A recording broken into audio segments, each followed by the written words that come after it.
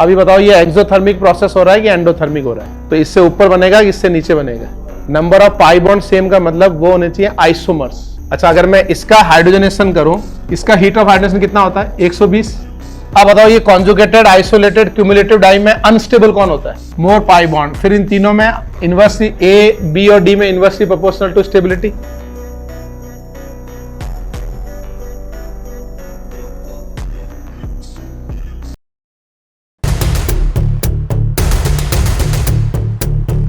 कैसे हो भाई?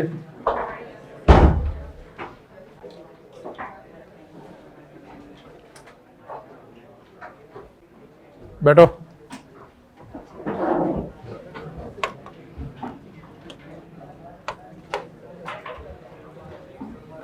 कुछ डीपीपी वगैरह बनाई? डीपी वगैरह बनाई? 3-4 डीपी दी थी ना वो? 4 बना चुके हो? अरे तुम्हारा एक दोस्त वापस आ गया?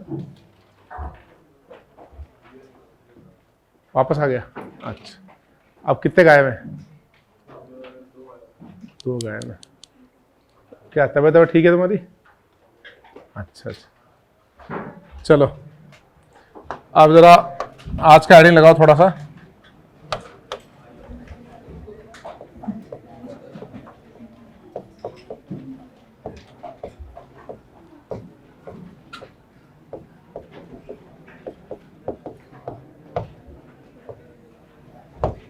पहले लिखो हीट ऑफ हाइड्रोजनेशन।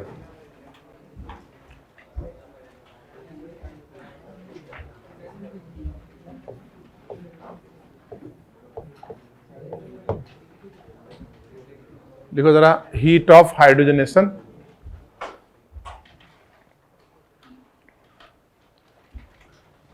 ये बताओ कि अगर ये एल्कीन है ना, इसमें अगर हम H2 ऐड करें in presence of metal as a catalyst, platinum, nickel या कोई भी मेटल कैटलिस्ट डाल दें, तो ये एल्कीन के अंदर दोनों H2 ऐड होंगे और एल्कीन किस में कन्वर्ट हो जाएगा बताओ? एल्केन में। इसको बोलते हैं हाइड्रोजनेशन। तो पहले ये बताओ इसको हाइड्रोजनेशन क्यों बोलते हैं? Addition of H2, hydrogen add हो रहा है ना, तो इसको एडिशन ऑफ H2 हो रहा है, इसको बोलेंगे हाइड्रोजनेशन। अभी बताओ ये एक्सोथर्मिक प्रोसेस हो रहा है कि एंडोथर्मिक हो रहा है?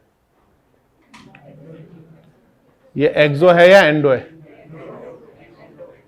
अच्छा बताओ कौन सा बॉन्ड ब्रेक हो रहा है? पाई।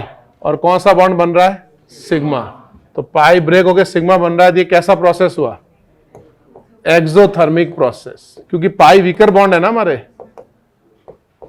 और इस समय जो हीट रिलीज होगी ना, सपोज करो इसका डेल्टा एच मतलब enthalpy of the reaction, suppose करो -x किलोजूल पर मोल इतनी हीट रिलीज हुई है ना, क्योंकि ये एक्सोथर्मिक प्रोसेस है, क्योंकि हमारा पाई बॉन्ड ब्रेक हुआ, एक पाई और एक सिग्मा ब्रेक हुए ना, और बदले में 2 सिग्मा बन गए, तो हम कहेंगे एक्सोथर्मिक प्रोसेस हो गया। और पूरे प्रोसेस में x हीट रिलीज हुई, माइनस मतलब एक्सोथर्मिक, x मतलब एक वैल्यू है, तो ये जो x है ना, उसको हम क्या बोलेंगे? Heat of hydrogenation. यानी हाइड्रोजनेशन करने पर, एडिशन ऑफ H2 करने पर कितनी हीट रिलीज हुई, वो होती है हीट ऑफ हाइड्रोजनेशन। समझे आप क्या होता है heat of hydrogenation? Energy release during hydrogenation. समझे आप? ठीक है, तो पहले ये लिखो जरा।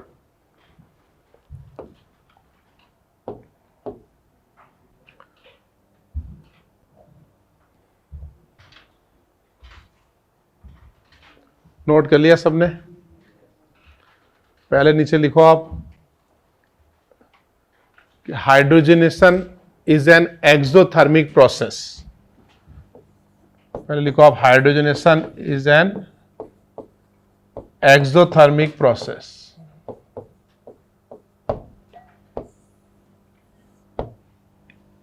हाइड्रोजनेशन कैसा प्रोसेस है? Exothermic process. HOH का पूरा फॉर्म मतलब क्या है? Heat of hydrogenation. फिर लिखो heat of hydrogenation means, heat of hydrogenation means heat released during hydrogenation. Heat of hydrogenation means heat released during hydrogenation.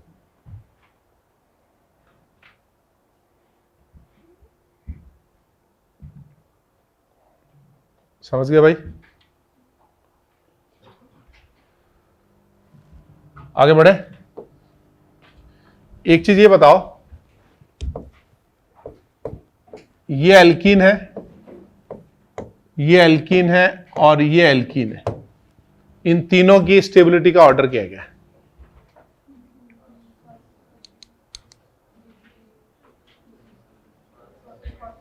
क्या किसी में रेजोनेंस हो रहा है? नहीं हो रहा है, तो कैसे देखेंगे? Hyper conjugation. तो इसमें कितने अल्फा एच हो रहे हैं? 9 अल्फा एच, 3 3 3 9 है ना। और इस एल्कीन में कितने अल्फा एच है? 5 अल्फा एच। और लास्ट वाले में कितना अल्फा एच है? 1 अल्फा एच। तो कौन ज्यादा स्टेबल हुआ भाई? 9 5 1। ये बात समझ में आ रही है? ठीक है, तो ये लिख लो एक बार, रिलेटिव स्टेबिलिटी ऑर्डर इज, यानी 9 अल्फा वाला सबसे स्टेबल और 1 अल्फा वाला सबसे अनस्टेबल।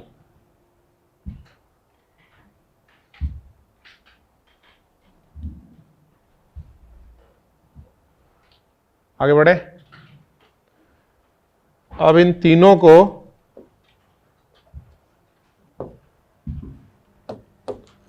सपोज करो इस तरफ है हमारे फ्री एनर्जी या सिंपल एनर्जी ले लेते हैं इस तरफ, और यहां जो है वो है हमारा प्रोडक्ट। तो जो 9 अल्फा वाला एल्कीन है ना, सबसे स्टेबल हमारा 9 अल्फा था ना, ये हमारा 9 अल्फा हाइड्रोजन वाला एल्कीन है। अब बताओ इसके बाद स्टेबल कौन था? 5 वाला। तो 5 अल्फा वाला जो एल्कीन है वो बनाना है मेरे को, तो वो इससे अनस्टेबल था, तो इससे ऊपर बनेगा कि इससे नीचे बनेगा? इससे ऊपर बनेगा ना, क्योंकि 5 वाला हमारा अनस्टेबल है, तो इससे बनाएंगे हम ऊपर ऐसे। इसके कितने अल्फा एच हुए भाई? 5 अल्फा एच। ये बात समझ रहे हो? अब ये बताओ इसके बाद कौन था? 1 अल्फा, वो इससे भी अनस्टेबल था, तो इसको और भी ऊपर बनाएंगे ना, तो ये बन गया हमारा 1 अल्फा एच। ये समझ में आ रहा है? ठीक है।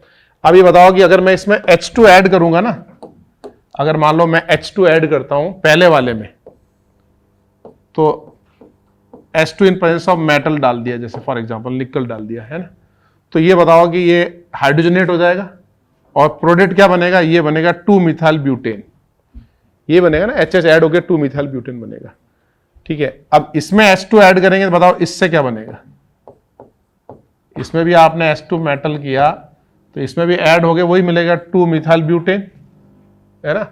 और लास्ट वाले में अगर H2 ऐड करेंगे तो बताओ इससे क्या बनेगा? ये एल्कीन पे ऐड होके ये क्या बनेगा? एल्केन। देखो जरा भाई, स्केलेटन तो सेम है ना। अगर मैं यहां H2 ऐड करता हूं तो भी वही बनेगा, इसमें H2 ऐड करूंगा तो भी वही बनेगा, इसमें H2 ऐड करूंगा वो तो भी वही बनेगा। ठीक है। अब बताओ जितना स्टेबल एल्कीन होगा उसकी हीट ऑफ हाइड्रोजनेशन क्या होगी? ज्यादा होगी या कम होगी? कम होगी ना भाई, जितना स्टेबल होगा उसकी हीट ऑफ हाइड्रोजनेशन कम होगी। जैसे मैं इसका डेटा बताता हूं तुमको। अच्छा, हीट ऑफ हाइड्रोजनेशन एक्सोथर्मिक होता है एंडोथर्मिक होता है? एक्सो।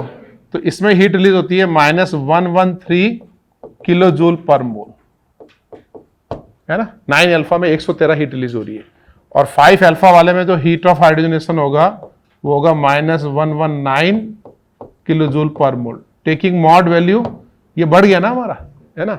और अगर अपन 1 अल्फा पे जाएंगे तो उसकी हीट ऑफ हाइड्रोजनेशन कितनी होगी बताओ? -127 किलो जूल पर मोल।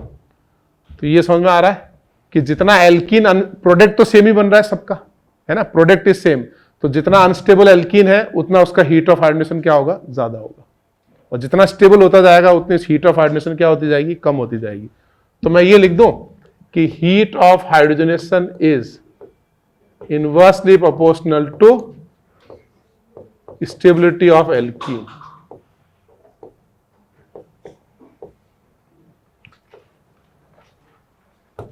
इसको लिखो जरा, इसको लिखो आप केस 1। ये है हमारा पहला केस, इसका मतलब दूसरा केस भी होगा।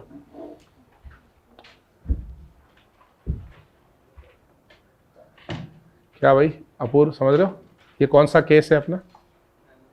पहला। इसका मतलब केस के और भी मतलब होते हैं। जब आप फ्रॉड करते हो, स्मगलिंग करते हो। अपूर्व तो सीधा आदमी है।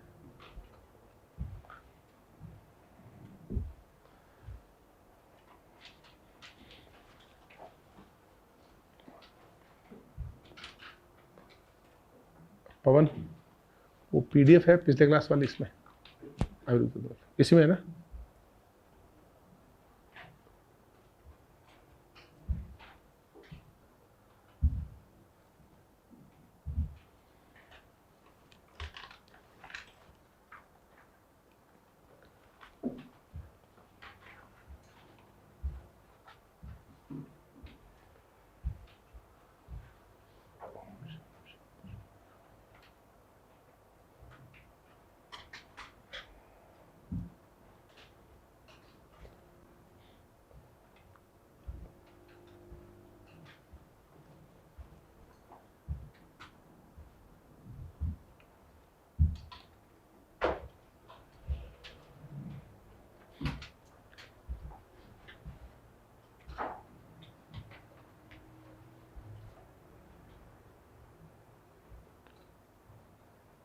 नोट किया सब लोगों ने?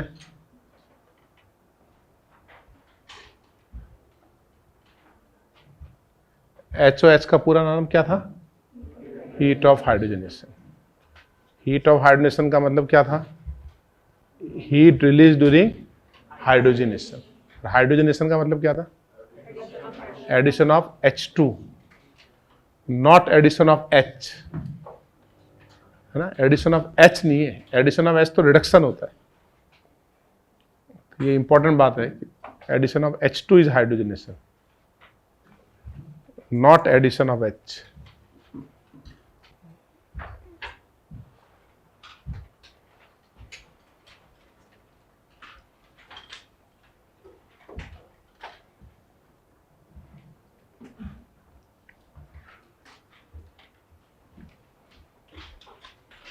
और ये एक्सोथर्मिक क्यों है? क्योंकि पाई ब्रेक हो गए सिग्मा बनते हैं, sigma bond stronger than pi bond. ठीक है, ये केस 1 समझ में आया? सबने नोट कर लिया? ये वाला लिख लिया, inversely proportional to stability of alkene. थोड़ा सा स्पेस रखना और लिखने के लिए, वापस आएंगे इस पे। थोड़ा सा हल्का सा स्पेस छोड़ना, 3-4 लाइन का, फिर आगे बढ़ते हैं। अब आप ये बताओ, अगर मैं आपको एक साइक्लोहेक्सीन दे दूं और एक डाइंस दे दूं,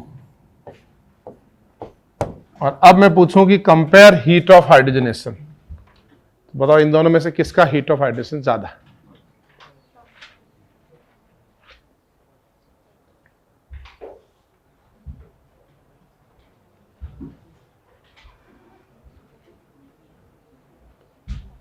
दो में से एक सेलेक्ट करना है यार, तुम किसी पे दांव लगा सकते हो, कौन सा? 10 में से थोड़ी एक लेना है। पहला या दूसरा? फर्स्ट? चलो अब मैं ये बता देता हूं, आंसर सेकंड है। अब बताओ सेकंड कैसे? डेफिनेशन क्या है? कितनी हीट रिलीज होगी ड्यूरिंग हाइड्रोजनेशन, ये है ना? अच्छा, अगर मैं इसका हाइड्रोजनेशन करूं, H2 मेटल किया, तो बताओ what is the product? Alkene से एल्केन बनेगा ना? ठीक है, तो हम ये कह सकते हैं दो नए सिग्मा बॉन्ड बन रहे हैं ना, 2 सिग्मा बॉन्ड बन रहे हैं। तो इसका डेल्टा H का जो वैल्यू है ना, वो होता है 120 किलो जूल पर मोल। रफली इतनी हीट रिलीज होगी, है ना? अब दूसरे का बताओ। दूसरे का हाइड्रोजनेशन करोगे तो इसमें 2 मोल H2 निकल डालने पड़ेंगे। ठीक है, और नए सिग्मा बॉन्ड कितने बनेंगे बताओ? इसमें 1, 2, 3 एंड 4, ये बनेंगे 4 सिग्मा बॉन्ड। ये समझ में आ रहा है? ठीक है, इसका जो वैल्यू है वो है -232 किलो जूल पर मोल। अपने को तो मॉड वैल्यू लेनी है, माइनस तो एक्सोथर्मिक है। तो ये बताओ किसकी हीट ऑफ हाइड्रोजनेशन ज्यादा हुई? सेकेंड की। तो फिर वो तो अभी स्टेटमेंट दिया था ना, इनवर्सली प्रोपोर्शनल टू स्टेबिलिटी, ये कब लगेगा? ये इसमें क्यों नहीं लगा? ये तो ज्यादा स्टेबल है dice, number of pi bond same होने चाहिए। थोड़ा एक वर्ड और थोड़ा बोलना पड़ेगा भाई, वो जो पीछे वाला स्टेटमेंट था ना, प्रोडक्ट सेम बन रहे थे, तो प्रोडक्ट सेम कब बनेंगे और कब बोल सकते हो आप inversely proportional to stability? Number of pi bond same का मतलब वो होने चाहिए आइसोमर्स। जब आइसोमर होंगे तो पाई बॉन्ड सेम होंगे, और दूसरा उनका प्रोडक्ट भी सेम बनना चाहिए। अगर सेम प्रोडक्ट बन रहा है और अगर वो आइसोमर्स हैं, आइसोमर मतलब same number of pi bond है, तब ये स्टेटमेंट लगेगा। यानी ये स्टेटमेंट एप्लीकेबल है isomeric alkene and which give same product after hydrogenation. इसी में अगर मान लीजिए मैं एक एल्कीन ये दे दूं, फॉर एग्जांपल एक ये एल्कीन ले लो, तो बताओ इसका हीट ऑफ हाइड्रोजनेशन कहां आएगा? इसका सबसे ज्यादा आएगा ना। हाँ, इसका हीट ऑफ हाइड्रोजनेशन सबसे ज्यादा आएगा, क्योंकि इसके अंदर तो दो पाई बॉन्ड है। More pi bond more heat of hydrogenation.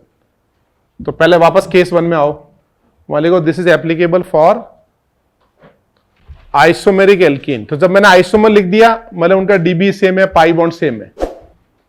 Isomer मतलब सेम ही पाई बॉन्ड। तो case 1 is applicable for isomeric alkene which give same product after hydrogenation. Isomeric alkene which gives same product after hydrogenation.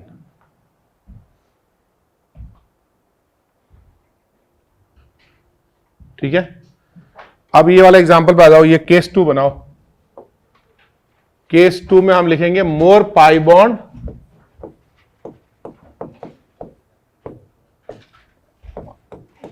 Aromatic वगैरह molecule आते हैं तब थोड़ा सा data देखना पड़ता है, अदरवाइज सिंपल एलिफेटिक है। More pi bond more will be HOH, heat of hydrogenation.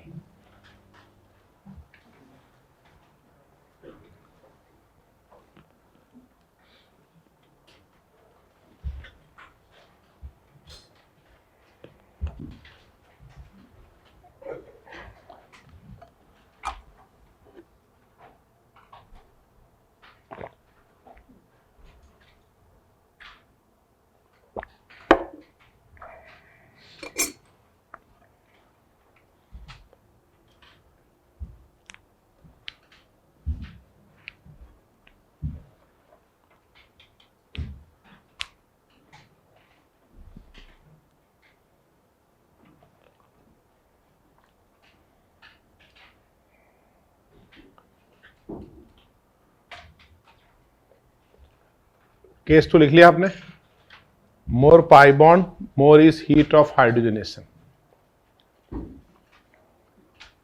Heat of hydrogenation का सिंपल डेफिनेशन है हीट रिलीज ड्यूरिंग हाइड्रोजनेशन। जब आप उसको कंप्लीट हाइड्रोजनेट कर रहे हो, कितनी हीट रिलीज हो रही है, वो हीट ऑफ हाइड्रोजनेशन है।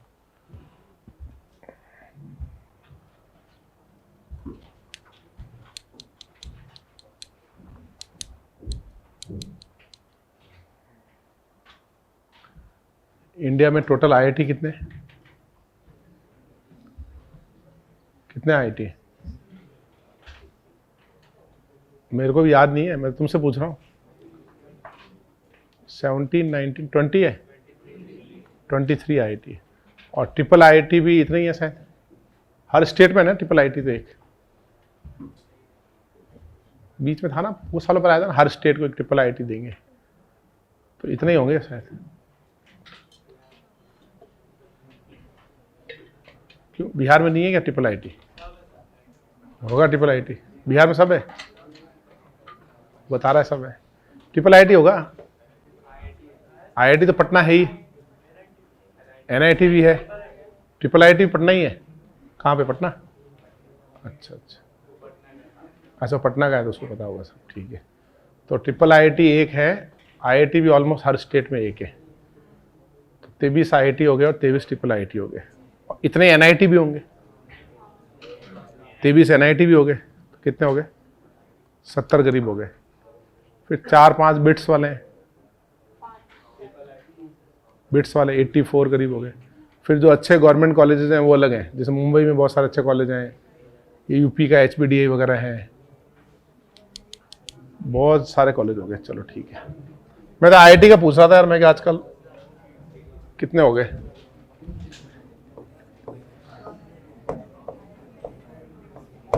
जब मैंने पढ़ाना स्टार्ट किया था ना, उस समय आईआईटी में 4000 सीट थी शायद, मेरे को एग्जैक्ट याद नहीं, लेकिन 2004 या 5 मुझे याद है। एक बच्चा रह गया था, मुझे अभी भी उस बच्चे का चेहरा याद है, वो रह गया था। उस समय सीट थी 4200 या ऐसी कुछ सीट थी, वो जस्ट बचा था। तो मुझे याद है उस बच्चे ने कहा था, सर मतलब मेरे को लगा, मैंने उसको कहा यार तेरा तो हो ही जाना चाहिए था, रैंक वैंक तो अलग बात है, मेरे को तूने मेहनत की, सिलेक्शन तो होना चाहिए था। तो उसने कहा सर जस्ट बचाऊँ मैं, मतलब उसको सब्जेक्टिव पैटर्न था ना उस समय, उसके 2-3 मार्क्स से रह गया था वो। तो मुझे उस समय ना इंटरनल ये फीलिंग आई, मतलब एक सबकॉन्शियस माइंड में एक थॉट आया मेरे। मैंने कहा यार मतलब इतना बड़ा देश, इतने सारे अच्छे बच्चे तैयारी करते हैं और सिर्फ 4000 सीट। तो मेरे मन में आया यार बहुत सारी सीटें होनी चाहिए। मैंने फिगर नहीं आया, लेकिन उस बच्चे को देख के मेरे को दुख हुआ बहुत। तो मैंने कहा यार बहुत सारे अच्छे नंबर होने चाहिए। फिर तो पूछो मत, अभी कितने 17,000 है ना, कम है ये भी। जिस तरीके से अपना देश है, जितनी अपनी को रिक्वायरमेंट है आगे जाके, 17,000 अच्छे इंजीनियर, मतलब एनआईटी वैंटी सब मिला के 50,000 अच्छे इंजीनियर कम है, और होने चाहिए, समझो। फिर भी तुम तो लकी हो, 17,000 वाले में आ गए। सोचो तुम कुछ साल पहले जल्दी पैदा हो गए होते 4-4,500 वाले में।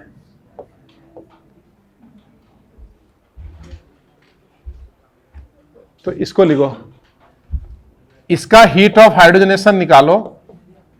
एक बार जेईई में इस टाइप का सवाल पूछा था, कंपेयर हीट ऑफ हाइड्रोजनेशन पर मोल ऑफ H2। अब आंसर क्या होगा?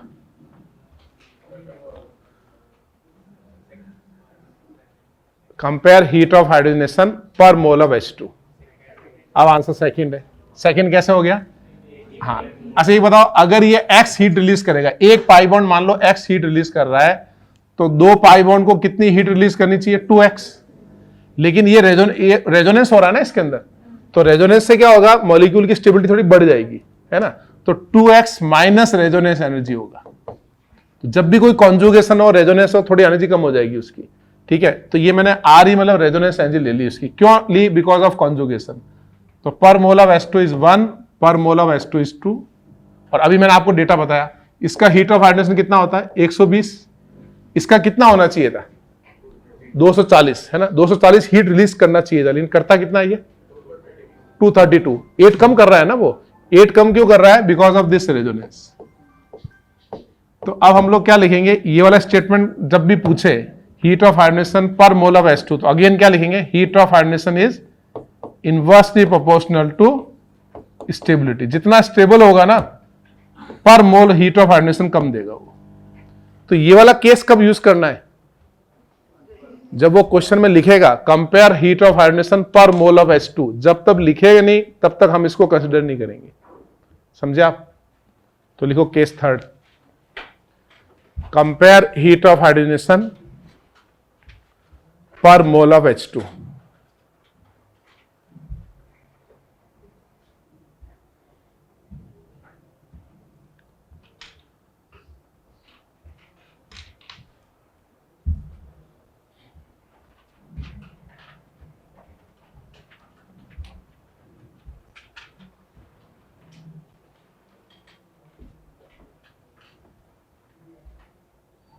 लिख लिया? अब क्वेश्चंस करेंगे ना। अरे भाई ठीक है, आओ पीडीएफ लगाना बोले।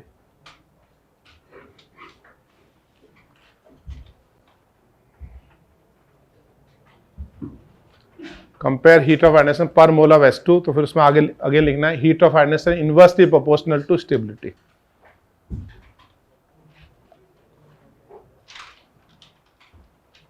लिख लिया सब लोगों ने?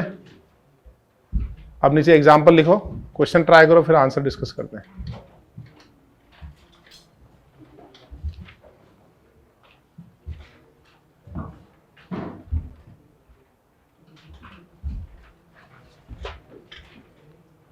यार तुम लोगों को तुम्हारे जब पेरेंट्स डांटते होंगे, तुमको दुख होता होगा? दुख नहीं होता? या डांटते नहीं, ऐसा तो होता नहीं होगा, फ्रीक्वेंसी अलग होती है। देखो पेरेंट्स है तो डांटना तो उसके जॉब प्रोफाइल में है। तो एक होता है कि फ्रीक्वेंटली डांटना, एक होता है कभी कभी डांटना।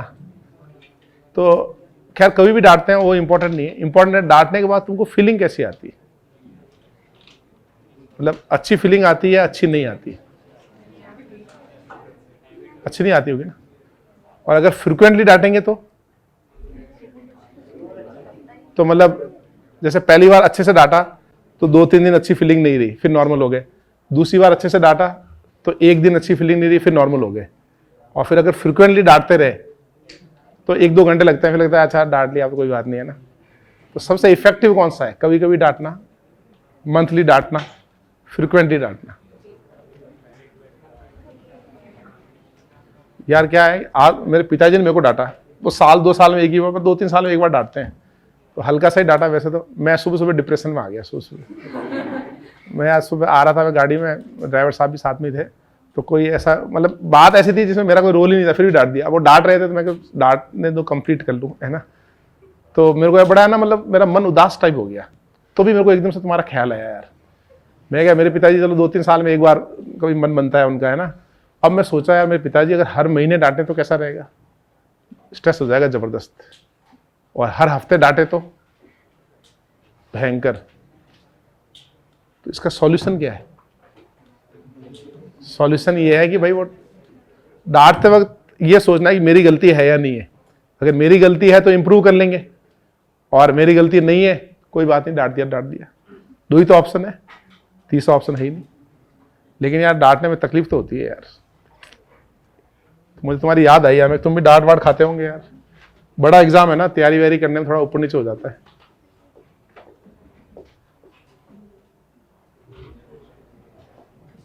चलो भाई सवाल बनाओ। तो अब पूरी क्लास के बाद मेरे को कॉफी पीना पड़ेगा, बिस्किट खाना पड़ेगा, तो नॉर्मल हो जाऊंगा वापस। मैं और अपूर बस 2 ही लोग होंगे।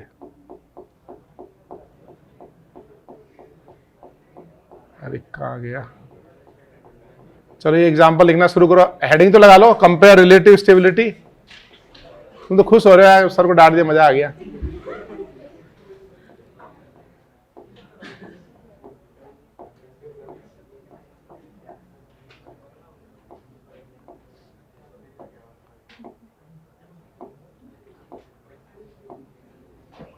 चलो इन सब की रिलेटिव स्टेबिलिटी कंपेयर करो। तुम्हारे पास सवाल है 8 और टाइम है तुम्हारे पास 8 मिनट का। स्पीड में बनाओ।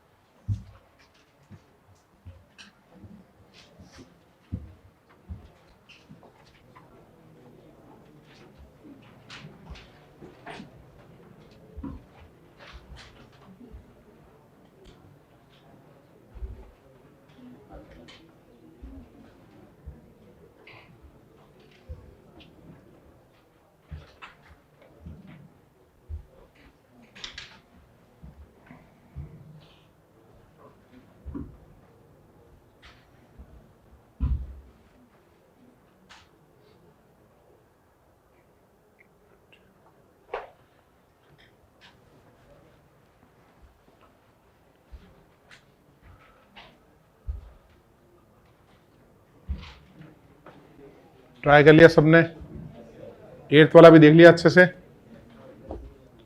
चलो पहले वाले का आंसर बताओ। इनवर्सली प्रोपोर्शनल टू स्टेबिलिटी होगा ना, तो क्या आया, BC आया ना। सबसे स्टेबल तो ए वाला है ना हमारा, 10 अल्फा, 3 अल्फा एंड 6 अल्फा। ये सबसे अनस्टेबल, तो इसका हीट ऑफ हाइड्रोजन ज्यादा, और ये तो आइसोमर भी तो है ना। सेकंड का क्या है बताओ। 1 हेक्सीन के कितने हैं, 2 अल्फा, 2 हेक्सीन के हैं 5 अल्फा और 3 हेक्सीन के हैं 4 अल्फा। तो क्या आएगा, ACB। ए सबसे अनस्टेबल हुआ ना भाई, बस आपको स्टेबिलिटी के रिवर्स करना है अगर वो आइसोमर है तो। थर्ड का ACB,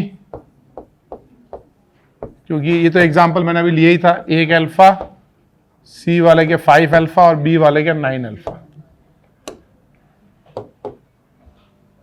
फोर्थ बताओ, B greater than A because resonance stabilize, ये तो रेजोनेंस में है ना, pi bond is under resonance. Fifth में बताओ सबसे कम कौन सा है, बता दो। E को अलग कर लो, E में तो less number of pi bond है ना, तो E तो हमारा सबसे लास्ट होगा, है ना। अब इनको एक काम करो, इसको कॉन्जुगेटेड डाइंस स्टेबल होते हैं, आइसोलेटेड स्टेबल होते हैं, कॉन्जुगेटेड। तो कॉन्जुगेट को अलग कर लेते हैं। तो कौन कौन कॉन्जुगेटेड है, ये कॉन्जुगेटेड डाइंस है और ये भी कॉन्जुगेटेड डाइंस है, ये अलग हो गए। इनमें ज्यादा स्टेबल कौन है, BC में भाई, इसमें ये कॉन्जुगेटेड, हाँ रेजोनेंस के अलावा ये 7 अल्फा है ना, इसमें रेजोनेंस प्लस 7 अल्फा, और इसमें क्या है, रेजोनेंस प्लस ये अल्फा 3 अल्फा। बी ज्यादा स्टेबल हुआ ना भाई, ठीक है। तो सबसे सेकंड लास्ट पे फिर कौन आएगा, सेकंड लास्ट में बी आएगा और फिर कौन आएगा, सी। ये सी बी मतलब ये कॉन्जुगेटेड डाइंस को मैंने लास्ट में कर दिया। अब रह गए ए और डी। तो ए और डी में से बताओ कौन ज्यादा अनस्टेबल है। ए है ना, ये भी 3 अल्फा और उस तरफ कितने बताओ, 7 अल्फा एंड 4 अल्फा। तो कौन हुआ सबसे ज्यादा स्टेबल, ए नहीं, ए का हीट ऑफ एडमिशन ज्यादा हुआ ना, ए ग्रेटर देन बी। ए सबसे अनस्टेबल है, ए के बाद आएगा D.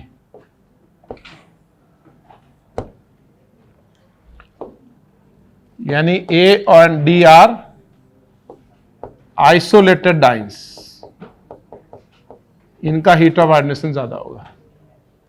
C and B are conjugated dienes, मतलब आपको ऐसे कर लेना चाहिए, आइसोलेटेड अलग, कॉन्जुगेटेड उसके बाद, और ये तो लेस पाई बॉन्ड है सबसे लास्ट। समझे भाई, आगे बढ़े।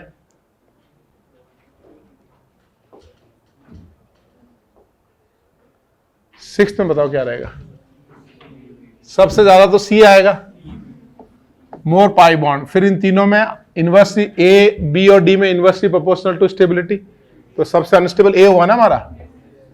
फिर बी और कौन रह गया, बी डी में कौन अनस्टेबल है, बी। बी क्यों अनस्टेबल है, क्योंकि वो सिस है। डी क्या है हमारा, ट्रांस है। समझ गए। 7 बताओ, सबसे पहले तो बी आएगा, है ना। देखो जैसे आपने वो केस अलग कर दिया ना, ज्यादातर लोगों को कंफ्यूजन क्या होता है, ये पाई बॉन्ड में स्टेबिलिटी, हीट ऑफ आयरनेस से इनवर्सली प्रोपोर्शनल स्टेबिलिटी सब जगह लगाते हैं, तो वो गड़बड़ है। समझ गए तुम। तो आपको आइसोमर को अलग करना है, उसके बाद कोई कंफ्यूजन नहीं है।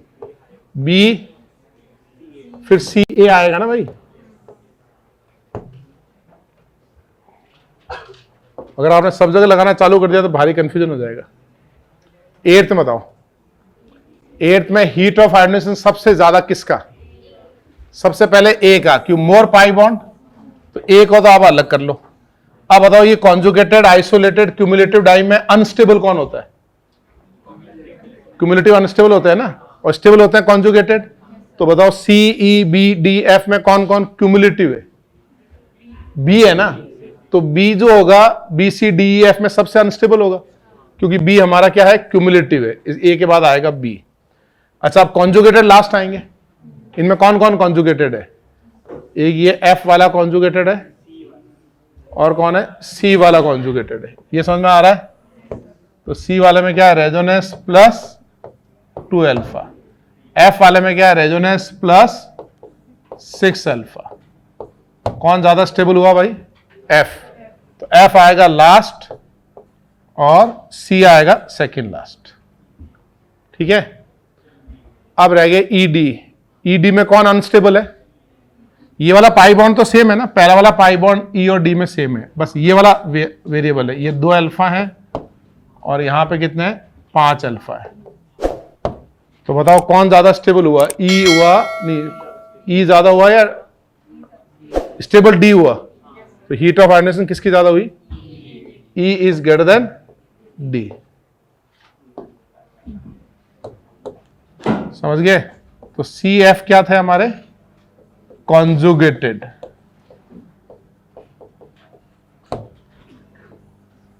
ये कौन थे हमारे, ED कौन थे, आइसोलेटेड डाइंस।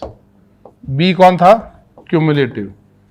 इसको पूरे को सॉल्व करने के लिए पहले आपको हीट ऑफ आयोनाइजेशन का कॉन्सेप्ट क्लियर होना चाहिए, फिर आपको स्टेबिलिटी पता होनी चाहिए कि cumulative, conjugated, isolated and cumulative. ये दोनों चीज पता है तो बहुत आसान लगेगा, बस करना पड़ेगा। बहुत आसान लगेगा, लेकिन आसान लगेगा।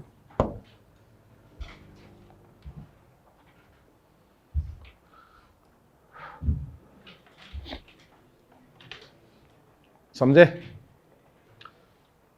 तो कल करेंगे हीट ऑफ कंबस्शन, है ना। अब ये 50-50 मिनट की क्लास 5-7 दिन होगा, उसके बाद वो खाने की दिक्कत आ रही है, तो फिर उसके बाद अपनी पूरी क्लास कर देंगे। अगले हफ्ते तक आना है, बस रोज़ एक एक चीज़ पढ़नी है ना। मेरा मानना है कि रोज़ थोड़ी थोड़ी दीवार धीरे धीरे बनाई जाती, मजबूत दीवार बनती है। टाइम बचे, फिजिक्स पढ़ो, मैथ्स पढ़ो, केमिस्ट्री में तो खाली डीपी सॉल्व कर लो, शीट सॉल्व कर लो, जितना मैं कह रहा हूँ उतना कर लो, और फिर बुक वगैरह सॉल्व कर लेना बस। समझ गए भाई? चलो मिलते हैं फिर कल 2:29 पे।